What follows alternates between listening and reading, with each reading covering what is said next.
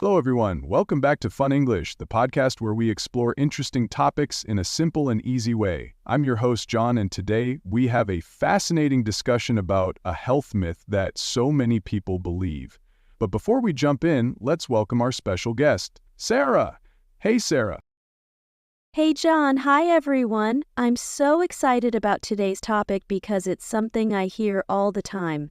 People always say, you need to walk 10,000 steps a day to be healthy. But is that really true, or is it just a myth? That's such a great question. I bet many of our listeners have heard this advice before. Maybe they even feel guilty if they don't reach 10,000 steps. But guess what? The number 10,000 is not a magic number. In fact, it originally had nothing to do with science.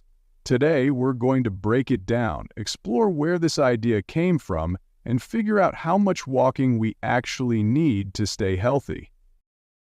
That's right. We'll also talk about the real benefits of walking, what happens if you don't hit 10,000 steps, and how you can stay active in your daily life. So, let's get started. Sarah, where did this whole idea of 10,000 steps a day even come from? Did scientists come up with it? Actually, no. This number didn't start with doctors or researchers. It actually comes from a marketing campaign in Japan in the 1960s. Wait, a marketing campaign? I thought it was based on medical research. I know, right? But here's what really happened. In 1965, a Japanese company was selling a pedometer. That's a small device that counts your steps. They wanted to create a catchy name for their product, so they called it manpoke, which means 10,000 step meter in Japanese. Wow, so they just picked that number because it sounded good? Exactly. It wasn't based on scientific studies at the time. It was just a nice round number that made people feel like they had a clear goal. And I guess over time, people started believing that 10,000 steps was the exact amount they needed for good health? Yes, the idea spread all over the world, and now even modern fitness trackers like Fitbit and Apple Watch use 10,000 steps as a daily goal. But the truth is, you don't need exactly 10,000 steps to be healthy. That's really interesting. So now I have to ask, how many steps do we actually need? Great question, John.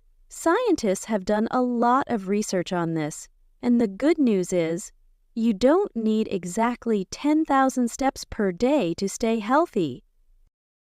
Wait, so if I walk less than 10,000 steps, I'm still fine? Yes, studies show that even 6,000 to 8,000 steps per day can be very beneficial for your health, and for older adults, even 5,000 steps a day can significantly lower the risk of heart disease, diabetes, and even early death. It's actually great news. So if someone doesn't hit 10,000 steps, they shouldn't feel bad about it?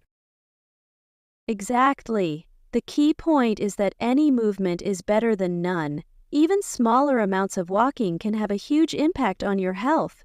The real problem is sitting for too long. It makes sense. But what if someone has a busy schedule? What if they just don't have time to take long walks every day? That's a great question, and I totally understand. Not everyone has time to go on a long walk every day, but don't worry, there are many simple ways to stay active without stressing about step counts. Here are a few ideas. 1. Take the stairs instead of the elevator. 2. Walk around when talking on the phone. 0.3. Park farther away and walk to your destination. 4. Do short dance breaks or stretch every hour. Even small movements like housework, gardening, or playing with your pet add up throughout the day and help keep you active.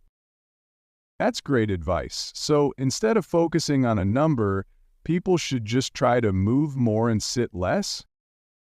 Exactly. It's not about reaching 10,000. It's about avoiding long periods of inactivity. Okay, Sarah, so we've learned that we don't need exactly 10,000 steps, but walking is still really good for us, right?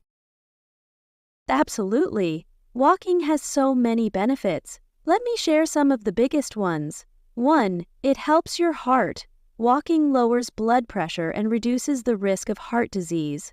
2. It's great for your brain. Walking can improve memory and focus. 3. It helps with weight control. Walking burns calories and helps with weight management. 4. It reduces stress and anxiety, especially outside, can boost your mood and reduce depression.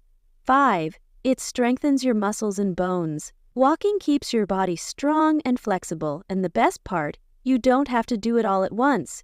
Even just 10-15 minutes after meals can make a big difference.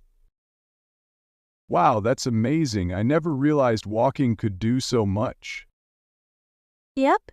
And remember, if you can't walk a lot, just move more in general. Do housework, take short breaks to stand up, or do light stretching. Every little bit helps. Sarah, what's the main lesson from today's discussion?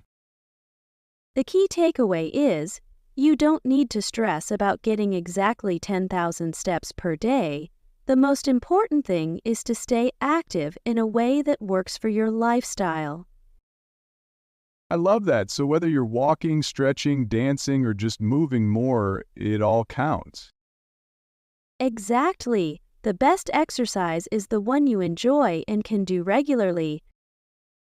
That's a perfect way to end today's episode. Thanks for joining me, Sarah. Thanks, John. And thanks to everyone listening. Keep moving and stay healthy. Thank you so much for watching my video. Honestly, it means the world to me that you took the time to be here. I work hard every day to create content that you'll enjoy, and knowing that even one person is watching gives me so much motivation. I promise no matter what, even if I only have one viewer, I'll keep going and do my best to make videos worth watching. Your support means everything to me, so thank you from the bottom of my heart. If you enjoyed this video, please like and subscribe. It helps more than you know. See you in the next one.